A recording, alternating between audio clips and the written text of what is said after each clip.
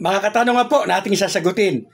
Kung sakali daw po na matuloy ang halalan sa December 1, 2025, kailan naman daw po ang pagpapile ng COC o Filing of Certificate of Candidacy? Pag-usapan po natin. At syempre po, bago ang lahat, ang aking paanyaya sa mga hindi pa po nakapag-subscribe sa aking channel.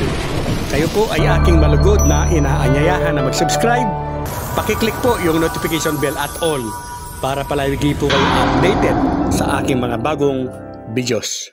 Opo mga kabarangay, bagamat po na iniatras o pinagpaliban po ng COMELEC ang registration na sana po ay naganap noong o nagsimula noong July 1 at magtatapos po ng July 11. Marami po sa ating mga kababayan ang nag-isip at naniwala na postpone na ang halalan ng December 1, 2025 dahil po sa pagkakaatras ng registration.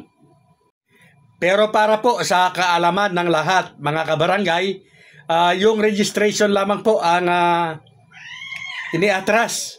Pero ang filing po ng Certificate of Candidacy ay October 1 po hanggang October 7. Hindi pa po yan nabubura. Hindi pa po yan inaatras o hindi pa yan sinususpende.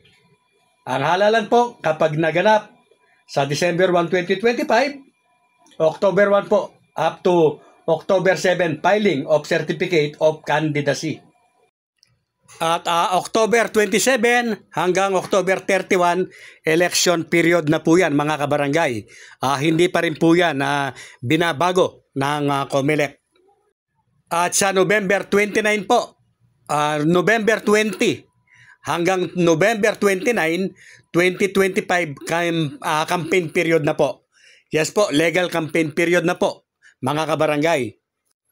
At syempre po, malinaw na malinaw, 101% po, December 1, 2025, election day na mga kabarangay. Yan po ang pinaghahandaan talaga ng COMELEC. Tuloy na po ang halalan sa December 1, 2025.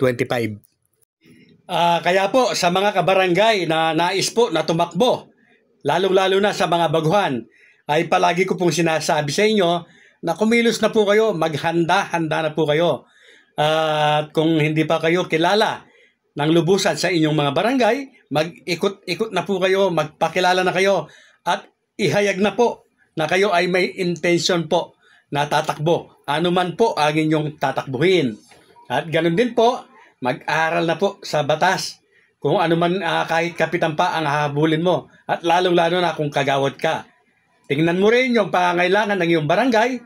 At yan po ang gagawin mong programa o plataforma de gobyerno. Yung makakatulong po talaga sa iyong barangay. Nakaupo ka man or baguhan ka pa lang, natatakbo, humanda na po kayo. Maghanda na po kayo. December 1, 2025 po ang halalan. Abangan po ninyo ang aking susunod po na content o video. Ito po ay patungkol sa mga senador at kongresista o congressman na nagsulong po ng term setting or ito pong tinatawag na extension, postponement ng election December 1, 2025. Na noong una po na sinabi ko na sa aking content na alam po ng mga yan na hindi po lulusot ang panukalang batas na yan dahil nga po unconstitutional. Pero bakit po nila pinipilit o bakit po nila talaga isinisulong? Mga kabarangay, bagamat na i-content ko na yan, lalo ko pang ipapaliwanag po na mabuti sa susunod ko pong video kung bakit po sila atat na atat sa bill na ito. Coiners Ring.